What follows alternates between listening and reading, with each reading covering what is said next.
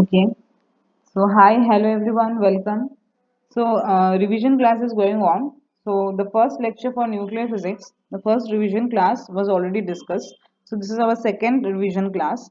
So in the last previous lecture, we have ended with the mathematical formula of binding energy. Okay. So today we will first discuss the energy difference and the mass difference for mirror nuclei. Okay. Today I have saved your and my time both. So I have already written the note. So I will discuss this. See now. See, binding energy I already discussed as ZMP plus A minus ZMN. Which pen is better? Okay, this. Minus M, mass of nucleus, that is M A comma Z C square. Okay. Now, mirror nuclei. See, we can, this is an example I have taken for mirror nuclei. Okay. See, the mass number is same and the atomic number is interchanged. Okay. So we can say here that A1 equals to A2, and for first element if we add 1 we will get the atomic number for the second element. So difference between these two will be 1, and you can see if I do 6 plus 7 I will get 13. So A is what? Z1 plus Z2. So M1 we can write from this our binding energy expression. If we substitute this here and this here, we will get the value of M as what? For M1, which is function of A and Z1, we will get Z1 MP plus A minus Z Mn minus binding energy. Okay. So Z1 MP plus A minus Z M1, A minus Z1 Mn is the mass of neutron and mass of proton, minus AVA for the volume energy term. A is A to the power 2/3 for our surface energy term. This is for Coulomb energy term. This is for asymmetric energy term, and this is for pairing energy term. Similarly, we can write for M2. Now, M2 will write Z2. Z2 will come. A is same for both, right? So, you see in this two, these terms, okay, these terms are same. So, if I do M1 minus M2, this term will cancel out and we will get what? Z1 minus Z2 MP minus Mn Z1 minus Z2 plus AC by A to the power 1/3 Z1 Z1 minus 1 minus Z2 Z2 minus 1. Okay, and you will get this more term. Now we will calculate how. You see, MP minus Mn, because Z1 minus Z2 is 1. No, here we have, see, I have already told Z1 minus Z2 is 1. So Z1 minus Z2, if I do 1, so if this is MP minus Mn. Okay. Now here I will solve Z1 into Z1, Z1 square minus Z1, Z2 into Z2, Z2 square minus minus plus Z2. Okay. And this term I have, yes, again what? A is equals to what? Z1 plus Z2, right? So if I substitute this here and here, okay. So you see Z1 minus 2 Z1. So I will get minus of Z1. So I am getting Z2 minus of Z1, right? Z2 minus of Z1. Again, here I am getting Z1 minus of Z2. Basically, these two terms are same. So, this term will cancel out. That is, they will nullify each other. So, you will get MP minus Mn. And from here, Z1 square, Z2 square minus, if I am taking common, Z1 plus Z2. Again, we know Z1 plus Z2 is what? 1. Okay. And this is A square minus B square, A plus B, A minus B. So we are getting these two values. Again, we know Z1 minus Z2 is 1. So anything multiplied with 1, we are going to get the same value. So ultimate result we are getting MP minus Mn plus AC by A to the power 1/3 Z1 plus Z2 minus 1. Again, we know Z1 plus Z2 is what? A. Okay, so this is the value of mass difference we are getting for mirror nuclei.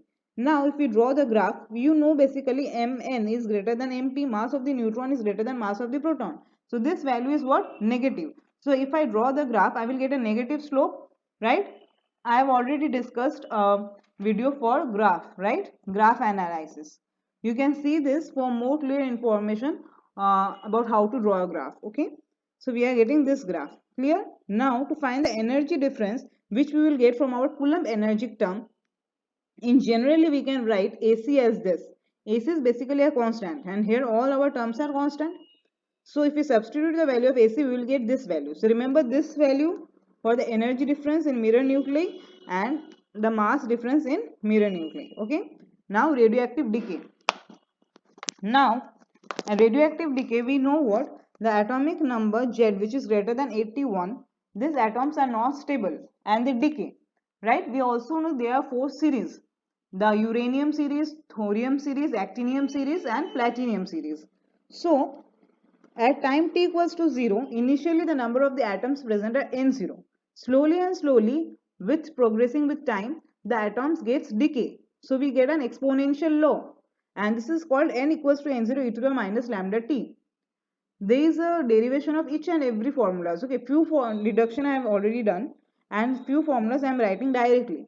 If you have any problem with any formula, please let me know. I will give you the detailed description in my Telegram channel. Okay, if it's so much needed, I will also provide a video for that. Okay, now if t half is the half life, what is half life? When the number of the atoms is getting halved, that is n equals to n0 by 2, then we can write t half equals to, we are getting the value ln 2 by lambda. Lambda is what? The disintegration constant. And if I do d and dt, which is called the activity, that is equals to lambda n, okay, minus of lambda n, correct? Now, mean life, that is when the number of the atoms is decreased by 1 by E value. E is equals to 2.712. Then I will write the mean life, which is sometimes denoted with T or tau, as 1 by lambda. Now, if a successive radioactive disintegration is going on, there is a particle A is decaying into a particle B, which is giving a stable product C, which is a lambda is the decay disintegration constant for A and lambda B is the disintegration constant for B, then what values we will get? We will get n equals to this, we already discussed. Nb, we will get this value. Now you will tell me, ma'am, how to remember this value. You see here, this is lambda a, so here you will get lambda a. Already lambda is present, so you will get lambda b. Okay, in case of nc, that is the number of the atoms present in the element c. Here this one will be 1 plus, because C, the number of the atoms are constantly increasing in C, because C is the stable product, it's not decaying, right? So 1 plus, again here it is lambda A, so you will get lambda A here. Already lambda is present, so you will get lambda B here. Again for the second term you will get the same, lambda B, and since lambda B is already present, so lambda A. Questions sometimes come to find the value of T, that is the time when the NB, that is the number of the atoms in particle B, is maximum. The direct result I have told, T max equals to 1 by lambda A minus lambda B ln lambda A by lambda B. From here, two mode equilibrium we can define. One is the transient equilibrium, second is the secular equilibrium. When the disintegration constant value lambda is greater than lambda A is greater than lambda B, then transient equilibrium come, and when lambda is much greater than lambda B, then secular equilibrium will come. Okay, graph for my A element B and C. See, A first increases then decreases because it gets converted into B. A is constantly decreasing, right? Because A is constantly decaying.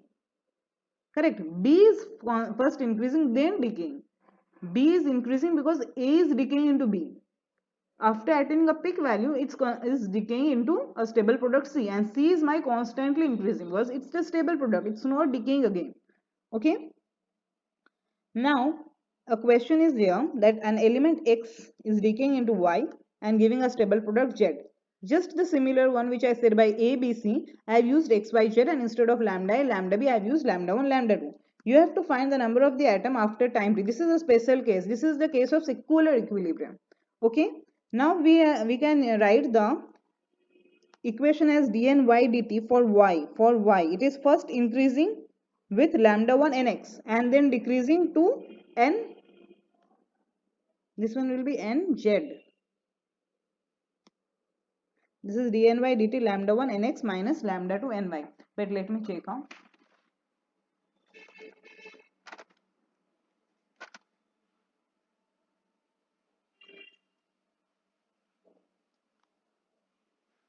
No, it's okay. It's lambda 1 nx because it is getting the number of the atoms, x is decaying, same number of atoms, y is increasing, right? And this is the activity for y particle itself. Now dnz dt will be the number of the particles which the y particle is decaying is converted into the stable product. So this one will be a positive sign. Okay. Now this value I have already told to learn.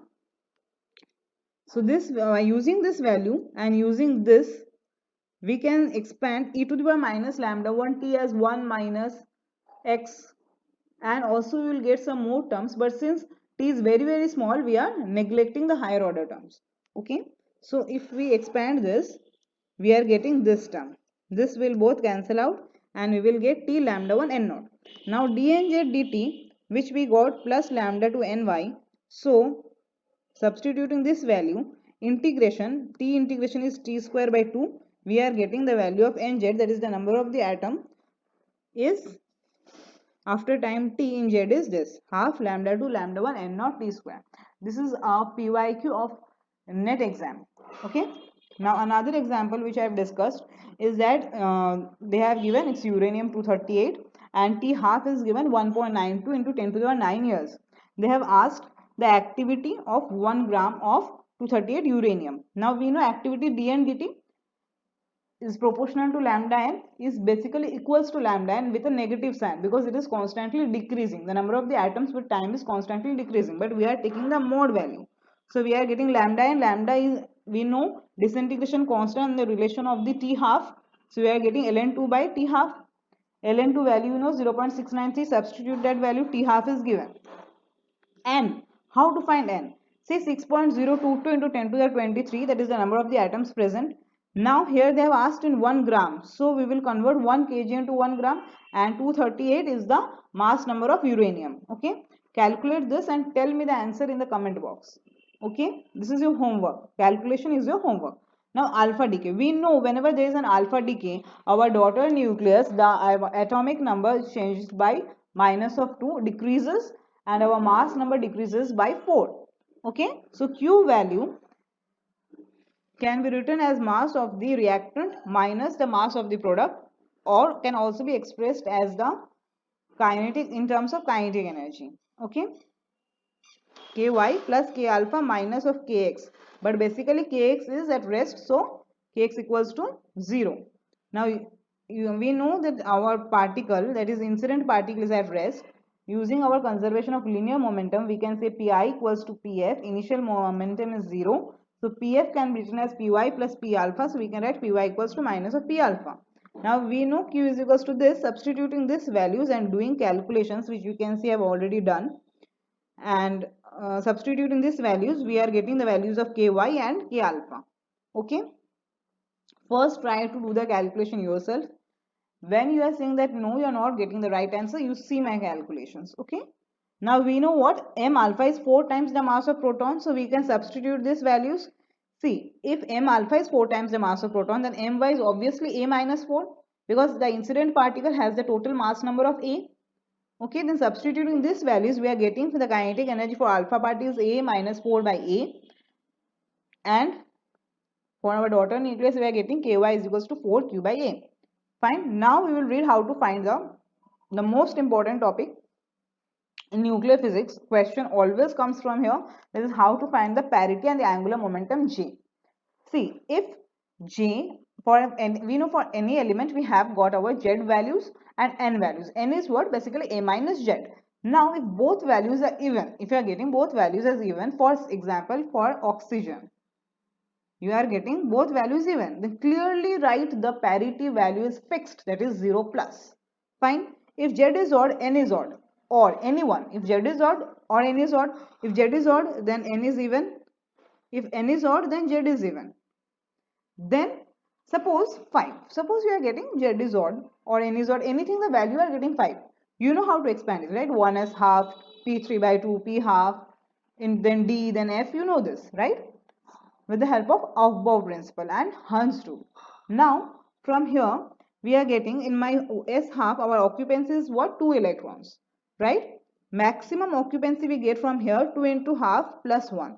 We are getting 2 here, 2 into 3 by 2 plus 1. So we are getting here what? 4, right?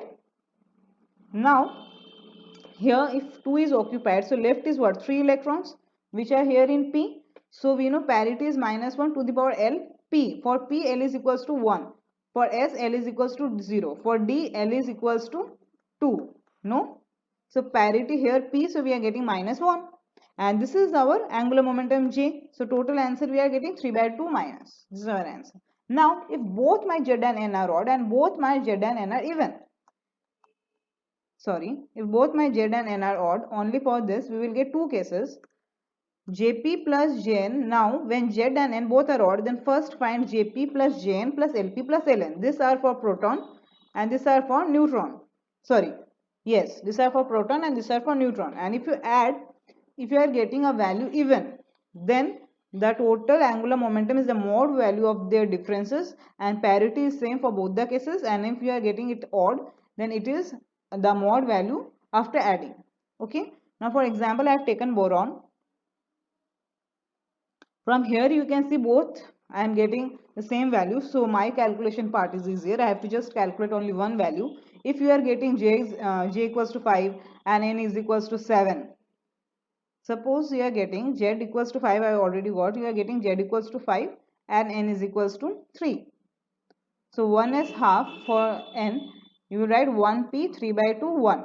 So here jn will be 3 by 2 and ln will be 1. Okay, but here I am getting both 5, so I have already calculated these values. Parity you can get 1. Now if you add, you are getting it odd, so if you are getting it odd, then you will get the mode value of jp plus jn. So we are getting it 3, so our answer is what? 3 plus. Fine. So in this way we can calculate the parity. For today we will end it up here only. Next video we will study about special theory of relativity. Okay, we will read some part of the theory and more part of the sums. Okay, so keep studying. I hope you like this video. Okay, thank you so much, and tell me this answer. Okay, calculate this answer and tell me in the comment box. Okay, thank you. Bye bye.